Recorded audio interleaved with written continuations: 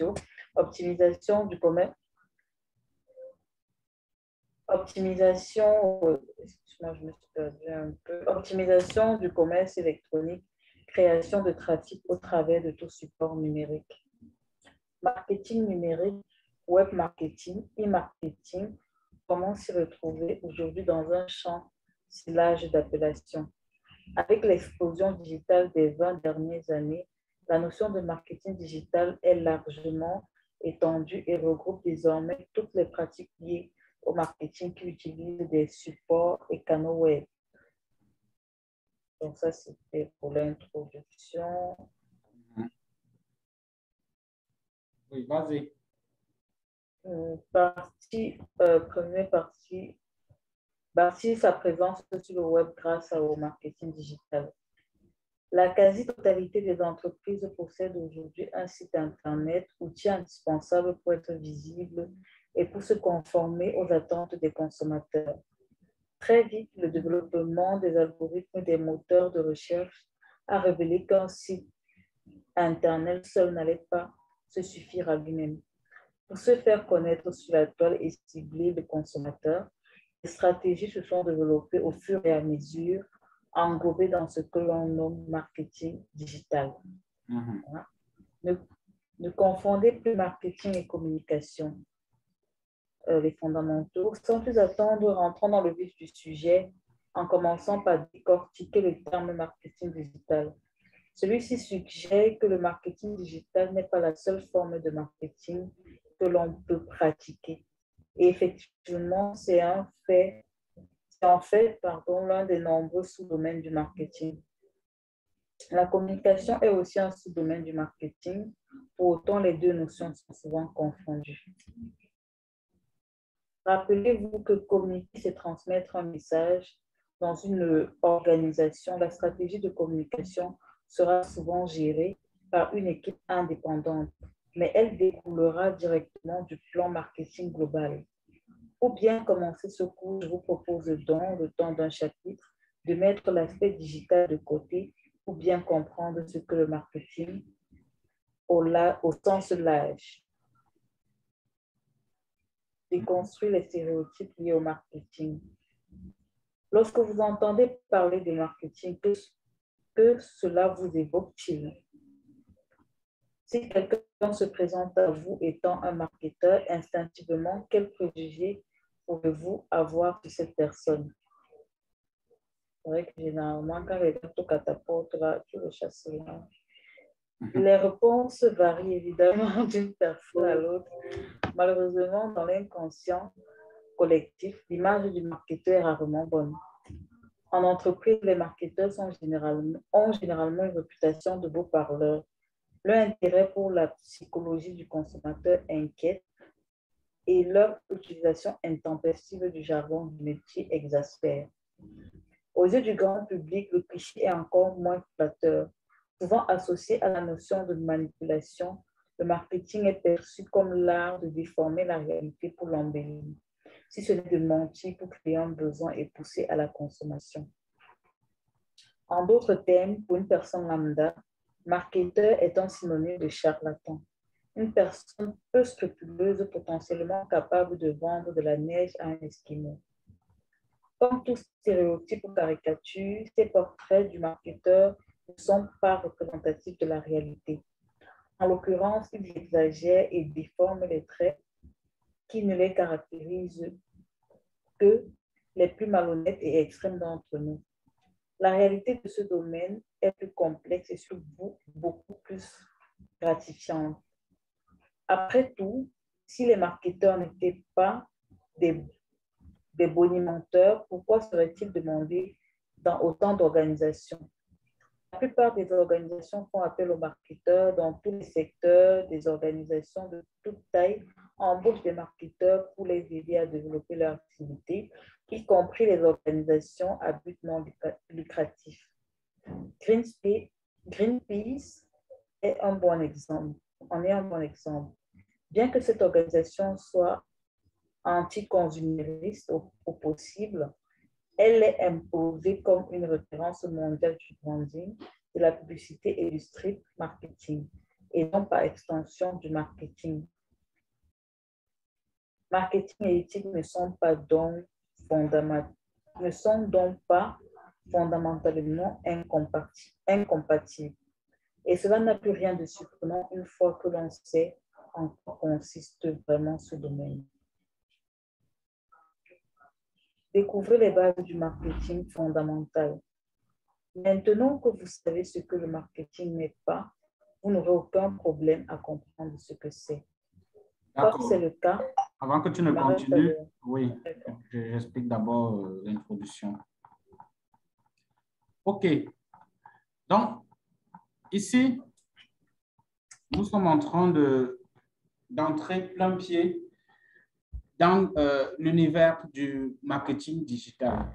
Et qui dit marketing digital présente l'activité numérique, en fait, qui consiste à mettre sur pied des stratégies, naturellement des stratégies numériques pour parvenir à obtenir des ventes ou bien atteindre les clients sur Internet.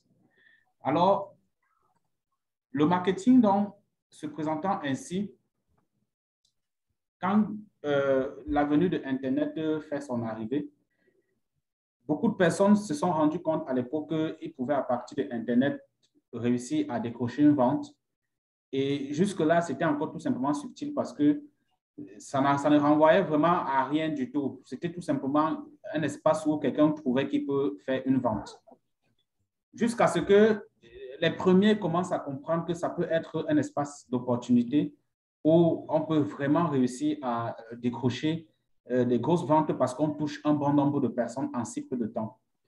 Alors, des hommes d'affaires comme des promoteurs de Alibaba, des promoteurs de Amazon se sont mis sur le marché donc, et ont décidé d'exploiter cet environnement-là et aujourd'hui ils sont ce qu'ils sont. Ils avaient pour objectif tout simplement de s'installer parfaitement sur Internet et de réussir à permettre aux gens de venir dans leur espace et de faire des ventes parce qu'ils sont des sites de e-commerce. Chacun pensait donc ainsi. Ça fait donc que quand quelqu'un se retrouvait dans un espace ou dans une plateforme pour décidément chercher à vendre un produit, chacun utilisait l'appellation qui lui convient. À partir du moment où on se retrouvait sur Internet pour le faire, chacun utilisait l'appellation qui lui convient. D'autres disaient tranquillement qu'il fait du marketing électronique. Oui, il fait du marketing électronique parce que dans son esprit, c'est que tout ce qu'il est en train de faire renvoie à l'outil électronique. Il utilise du matériel électronique pour le faire. Donc, pour lui, pour la façon dont de présenter ça était qu'il fait du marketing électronique. Quelqu'un d'autre, quand tu lui demandais comment tu fais pour vendre aussi bien comme tu le fais, il te dit, lui, il fait du marketing numérique. Pourquoi? Parce que les stratégies qu'il peaufinait au quotidien faisaient en sorte qu'il se retrouvait sur le numérique pour vendre. Donc, pour lui, il faisait du marketing numérique. L'autre disait, il lui fait du web marketing, justement parce qu'il est sur le web et il peaufine des stratégies pour vendre. Donc, lui aussi, il avait raison de dire qu'il fait du web marketing. D'autres disaient qu'ils font du e-marketing. Chacun utilisait l'appellation qui lui convient pour justifier la raison de ces ventes qu'il effectue sur Internet. Il est donc arrivé à un moment où l'appellation marketing digital prend plutôt de l'ampleur.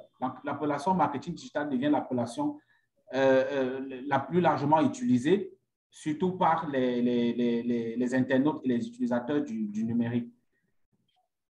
Des gens se sont demandé, qu'est-ce qui fait en sorte qu'aujourd'hui, on entend de moins en moins marketing numérique, on entend de moins en moins web marketing et e-marketing. Pourquoi marketing digital est devenu, non seulement sur le moteur de recherche, c'est devenu l'appellation à des milliers de recherches par jour. Pourquoi subitement web marketing et consorts ont pratiquement disparu? Justement, ça répondait à la question selon laquelle ceux qui disaient qu'ils font du marketing numérique n'avaient pas tort. Ceux qui disaient qu'ils font du web marketing n'avaient pas tort, du e-marketing n'avaient pas tort. C'est juste que quand quelqu'un disait ça, il avait enlevé une partie du véritable élément qu'il fallait apporter pour compléter sa réponse. Parce que quand quelqu'un dit, par exemple, lui fait du web marketing, il est en train de dire qu'il a peaufiné des stratégies pour réussir à vendre sur Internet. Donc, pour lui, il a impliqué ces stratégies et Internet. Comme si, quand il avait peaufiné ses stratégies et Internet, c'est dans sa tête que ça se passait. Ou bien c'est dans ses rêves que ça se passait. Non. Après avoir peaufiné ses stratégies et utilisé Internet pour faire ça, l'outil que tu utilises, le matériel que tu utilises, l'équipement que tu utilises pour réussir à rendre véritablement opérationnelles ces stratégies, c'était quoi? C'était des outils électroniques. Tout simplement un ordinateur, un téléphone portable, un écran connecté en fait. Donc la personne, en exemple, qui fait du web marketing n'avait pas tenu compte du fait que toutes ces actions se peaufinent au quotidien derrière un ordinateur, derrière un téléphone, derrière un écran. Ils n'ont pas tenu compte de ça. Il a fallu donc que des experts entrent toujours dans les recherches pour comprendre le pourquoi de l'appellation digitale. À quoi renvoie concrètement le digital? Si on dit digital, ça renvoie à tout élément connecté derrière un écran. Donc, si je peaufine des stratégies pour vendre sur Internet et que je peux causer avec mes clients qui me retrouvent sur Internet derrière un écran, alors là, je suis en train de collaborer avec le digital. Si on se retrouve donc maintenant sur des écrans à empreinte digitale, comment je fais pour répondre à ces clients par pilotage digital? C'est parce que j'utilise un doigt connecté qui possède des empreintes digitales. Voilà donc les outils qui ont permis qu'aujourd'hui, les experts concluent et disent que désormais, l'appellation marketing digital doit rester l'appellation la plus concrète parce que si on va décortiquer sous la forme fondamentalement parlant, c'est marketing digital et web marketing, pratiquement c'est la même chose. Mais dans le fond, ce n'est pas la même chose. Parce que si quelqu'un fait du marketing digital, ça signifie qu'il a mis sur pied des stratégies, il a mis sur pied, il s'est connecté à Internet et il a utilisé un équipement digital pour travailler. Voilà pourquoi, pour qu'on soit dans un contexte complet, il fallait que l'appellation marketing digital soit la meilleure et celle la plus utilisée. Raison pour laquelle aujourd'hui, de partout où tu peux faire un tour, tu ne vas plus entendre trop parler de numérique, web marketing, e-marketing, c'est marketing digital parce que ça englobe tout ça. Maintenant, quand on a déjà présenté ça comme ça, en gros, à quoi renvoie concrètement le marketing digital? Parce qu'il est un peu important de rester un peu sous cette forme. Après, on va sortir du contexte digital et parler du marketing en elle-même. Qu'est-ce que c'est? En gros, à quoi concrètement ça renvoie? Pourquoi cette activité? Pourquoi de plus en plus cette activité prend de l'ampleur? Pourquoi de plus en plus les web marketeurs, les agences de marketing sont sollicités? Qu'est-ce qui fait en sorte que, il y a quel mystère qui se cache derrière cette activité? Rien d'autre que les entreprises se sont rendues compte que s'ils bâtissent une bonne présence sur Internet grâce au marketing digital, alors ils auront des parts de marché qui vont évoluer. Parce qu'ils se sont rendus compte, quand ils font la publicité en ligne, quand on parle de publicité en ligne, on parle de tout ce qui renvoie à la radio, de la presse, les journaux, la télévision. Oui, peut-être ça donne quelque chose. Mais est-ce que avec cette approche marketing-là, ils sont capables de donner un rapport détaillé de comment ce marketing s'est comporté, de l'audience que ça a pu toucher? Est-ce qu'ils sont sûrs que dans les 2 mois à venir, ce qui est passé à la radio, à la télé peut leur permettre d'avoir un retour sur investissement? Non, ils ne peuvent pas mesurer ça. Le marketing digital vient donc résoudre et répondre à toutes ces interrogations-là. Les entrepreneurs, les chefs d'entreprise se sont rendus compte que si désormais je bâtis mon entreprise, j'ai une parfaite et une très bonne visibilité sur Internet, je vais avoir des grosses parts de marché. Voilà en fait ce sur quoi repose cette activité. Derrière cette activité, on s'y intéresse, on court au quotidien derrière le marketing digital parce qu'on veut avoir une bonne présence sur Internet et réussir à décrocher des plus grosses parts de marché. C'est la raison pour laquelle la quasi-totalité des entreprises possède aujourd'hui un site Internet, qui est un outil indispensable pour être visible et se conformer aux attentes des utilisateurs. Si donc, on sait que désormais, c'est quand on a une bonne présence sur Internet qu'on peut vendre. Il est question de sortir un peu du côté digital parce qu'il faut d'abord savoir qu'est-ce que c'est que le marketing en elle-même, concrètement. Qu'est-ce que c'est? Est-ce que ce n'est pas finalement quelque chose qui renvoie à la communication? Est-ce que le marketing et la communication, finalement, ce n'est pas la même chose? Il est important donc de savoir ou bien de faire une parfaite différence entre le marketing et la communication. Si on va se définir ce que c'est que le marketing, en réalité, le marketing n'est rien d'autre qu'un regroupement de nombreuses étapes, des techniques, des stratégies qui peuvent pousser un utilisateur à acheter un produit. C'est rien d'autre que ça. Donc, si tu veux être marketiste demain, je suis sorti du côté digital. Si tu veux être marketiste demain, sache que tu dois savoir réfléchir, savoir prendre ta substance grise, mettre sur une table, regrouper des étapes. Et c'est des étapes qui sont, ce n'est pas une étape, c'est des étapes. C'est de peaufiner des techniques, c'est d'élaborer des stratégies pour pousser les consommateurs à acheter un produit. Voilà à quoi renvoie le marketing, simplement présenté. Ça passe donc maintenant par divers domaines, en fait. Tu vois, ça passe par divers domaines. Ça peut passer par la distribution, ça peut passer par la relation client, ça passe même par l'étude d'un marché, ça implique même la communication dont nous sommes en train de faire la comparaison. Et aussi, il détermine les besoins du marché ou des clients cibles. Donc, une bonne approche, une bonne technique peaufinée permet à un marketiste de savoir parfaitement ce qu'il va chercher. Maintenant, fondamentalement parlant, qu'est-ce que c'est le marketing et la communication où les deux sont différents en fait? Si on dit que le marketing regroupe de nombreuses étapes techniques et stratégiques qui poussent un consommateur à acheter et que ça passe par des leviers dont la communication est impliquée, je pense que c'est largement suffisant pour répondre à cette partie. Ça signifie tout simplement que la stratégie marketing qu'on met en place n'est pas une stratégie de communication. Parce que beaucoup d'entreprises, sincèrement, beaucoup d'entreprises font ces erreurs. J'ai déjà eu à avoir au moins 5 entretiens avec 5 chefs d'entreprise.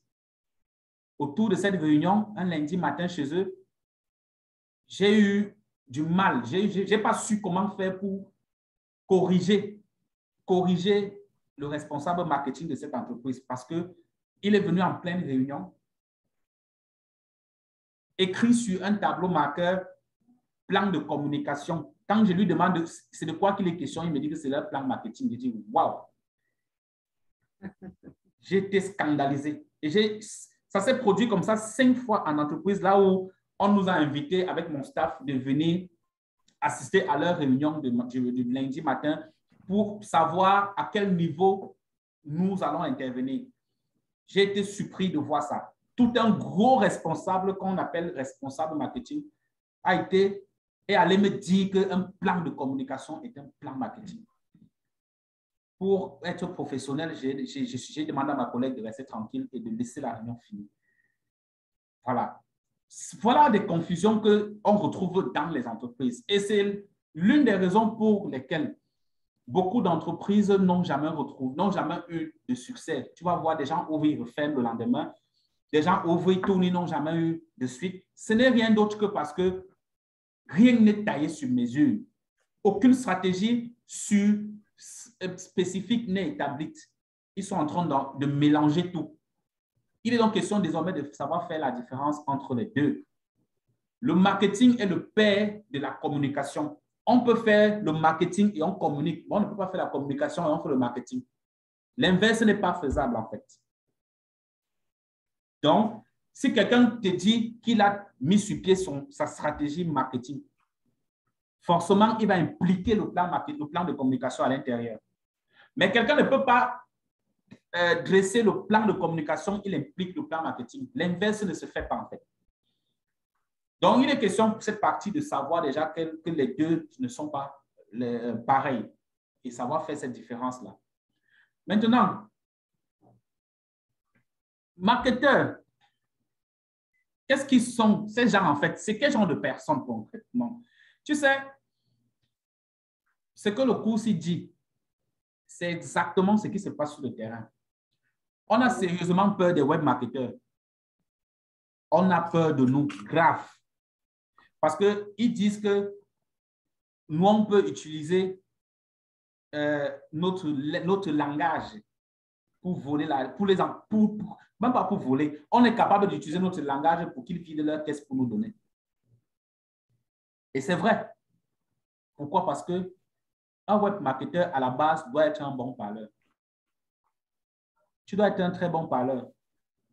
Tu dois tellement savoir parler que ce qui est noir, tu peins en blanc. Donc, ton adversaire est en train de voir le noir. Tu lui dis que c'est blanc. Jusqu'à il finit par comprendre que c'est blanc, alors que c'est vraiment noir. Voilà pourquoi on finit par nous catégoriser, par nous cataloguer comme étant des personnes louches, des personnes qu'il faut craindre. On va même jusqu'à nous traiter de charlatans, en fait. On va nous traiter de charlatans, des personnes peu scrupuleuses, potentiellement capables de vendre de la neige. En réalité, dans le fond, un web marketeur, c'est ça. Pourquoi? Parce que tu représentes l'entreprise pour laquelle tu travailles sur le terrain. L'entreprise pour laquelle tu travailles est en toi. Donc, quand tu es sorti de l'entreprise, cette entreprise est logée en toi. Il est important que là où tu vas, tu trouves les mots qu'il faut pour vendre ton entreprise. Normalement et bien. Maintenant, s'il faut rester dans le contexte professionnel et l'éthique, est-ce qu'on va vraiment dire que nous sommes des charlatans, des bonimenteurs, des personnes peu scrupuleuses? Sinon, si on était vraiment ça, pourquoi les marketistes de plus en plus sont demandés en entreprise? Pourquoi c'est demandé autant? Pourquoi c'est sollicité autant?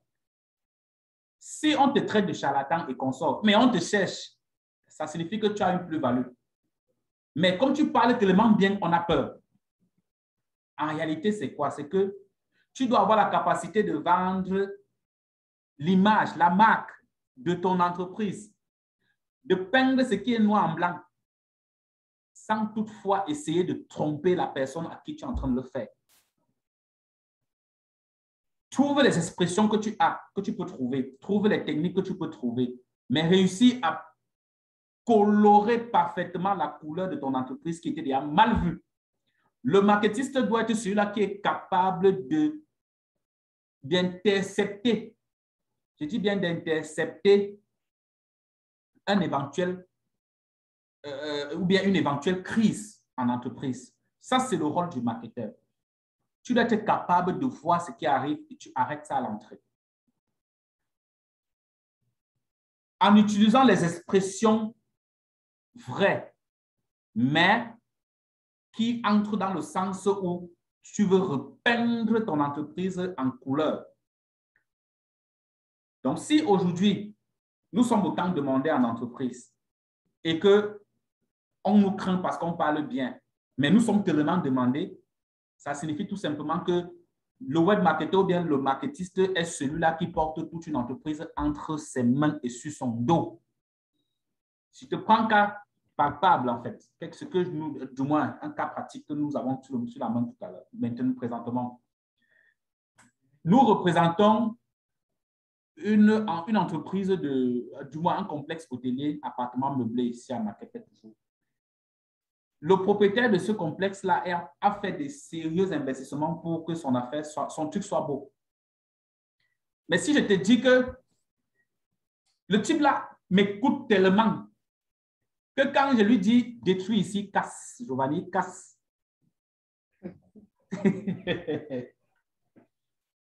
J'ai dit que là où on est en train de causer, là, le monsieur est en chantier. Quand je vais refaire un tour là-bas demain, je vais filmer le travail qu'il y a là-bas, je vais t'envoyer. Le monsieur est en chantier. Pourquoi? Parce que quand on a signé notre contrat, la première réunion qu'on a eue ensemble, il a eu la chair de poule. Le premier marketing digital qu'il a généré, il est devenu bête. Il m'a dit que, monsieur Téné, qu'est-ce que tu penses qu'il faut faire ici? Le type là a atteint un niveau où ce que je lui dis, il fait. J'ai pensé une approche dans son hôtel. Donc, quelqu'un avait déjà fini de construire sa chose. Il savait qu'il cherchait à l'argent. Je suis carrément allé lui donner une idée. Naturellement, qui vaut de l'or. Mais quand tu sais que tu veux qu'on te fasse confiance, tu travailles d'abord. Tu fais seulement les gens soient contents. Je suis allé lui donner une idée, comme pour lui dire, si on améliore ça, moi, je vais mieux vendre sur Internet. Il m'a dit, on fait comment? J'ai dit comme ça, comme ça, comme ça, comme ça, comme ça, comme ça. Il m'a dit que tu sais combien ça peut me coûter ce que tu demandes là? C'est au moins 10 millions ce que tu me demandes là. Je lui ai dit que tu veux vendre ou tu ne veux pas vendre. Giovanni, là où on parle là, le monsieur en chantier, il y a le chantier là-bas, mal mauvais sur l'endroit là. C'est ça. Quand tu vois, on nous traite de charlatans. C'est que pendant que le médecin est celui qui peut te dire que ta tête fait mal parce que les cellules ont fait se monter, se descendu, tu acceptes, tu dis oui, j'ai compris sans discuter. Le web marketeur est le docteur des entrepreneurs. Une position que tu dois avoir telle que l'entrepreneur qui t'écoute n'a rien à redire quand tu as parlé. Mais ça ne fait pas pour autant que nous sommes des charlatans. Non. Si nous sommes demandés, c'est parce que nous sommes efficaces et c'est parce que c'est nous qui permettons au portefeuille client de l'entreprise de grandir, de rester à long terme. Voilà. Donc, c'était un peu pour présenter l'introduction. Donc, tu peux continuer là où je crois que tu as découvert les bases du marketing fondamental. D'accord. En fait, j'avais quand même pas forcément une question, mais juste pour relever un point que j'ai bien compris. Oui. C'est beaucoup plus sur la différence entre communication et marketing. Mm-hmm. Donc, en fait, si j'ai bien compris ce que tu as dit, c'est que le marketing, lui, il inclut la communication et également permet de mieux vendre, comment on dit, du moins l'entreprise ou l'organisation représente. Mm-hmm. Par contre, la communication n'a pas un côté marketing, mais permet juste en quelque sorte de passer un message ou de Voilà. présenter quelque chose. Je comprends une chose. D'accord. La communication, c'est l'ensemble des interactions avec autrui pour transmettre le message, point final, pour transmettre l'information. Ça veut dire, tu as dressé un plan marketing pour finir des stratégies pour vendre. Dans ça, tu as inclus le plan de communication pour savoir comment leur parler. Je ne sais pas si on se comprend. D'accord, oui, je comprends. Voilà. Okay. Par contre, si tu dresses un plan de communication, tu es en train de dresser un plan de communication pour savoir comment parler aux gens, pour savoir comment passer le message à quelqu'un, pour savoir comment passer l'information à quelqu'un. Forcément, tu n'es pas en train de parler du marketing. D'accord, oui, je vois la nuance. OK. Voilà. L'autre question était par rapport, quand tu dis que le marketing digital, c'est vendre à travers l'écran, c'est tout ce qui passe par les écrans. J'aimerais savoir, est-ce que la publicité télé peut également être appelée marketing digital, puisque tout ça, ce sont les écrans? La publicité télé. Non, la publicité télé, c'est du marketing all-in. C'est du marketing all-in. Maintenant, si on reste dans le cadre écran de la publicité télé, à quel niveau on ne peut pas inclure le digital à l'intérieur? Pourquoi? Parce que est-ce que cette publicité télé qui ressort à travers un écran, le complément d'information qui renvoie au caractère empreinte digitale, est complété. C'est la raison pour laquelle tu vas voir, avec l'évolution de la technologie, nous sommes en train de passer des écrans smart, des écrans plasma aux écrans smart. Ouais. Tu le sais, non? Mhm. Nous sommes en train de... les écrans plasma sont en train de disparaître. C'est pourquoi tu vois, on ne retrouve plus ces écrans en bocane maintenant. Tu ne peux plus entrer facilement dans les super grands marchés là. Tu retrouves les écrans plasma là-bas. Nous sommes en train de migrer vers des écrans smart. Ça veut dire quoi? Désormais, un écran télévision doit être numérique. Ça peut prendre Internet. À partir du moment où un écran prend Internet et que ton marketing ressort par là, c'est le marketing digital. Donc, les écrans plasma qui reçoivent les informations venant des chaînes de télévision ne sauraient être du marketing digital. Ça, c'est du marketing all-in, donc c'est du marketing traditionnel. Je sais pas, tu comprends un peu. Oui, je vois la nuance. OK. Mm-hmm. Merci pour l'éclaircie. D'accord. Donc, on s'était arrêté au niveau de découvrir les bases du marketing fondamental. D'accord. Maintenant que vous savez ce que le marketing, et on a vu ça, voilà. Donc, je vais vous proposer 3 définitions.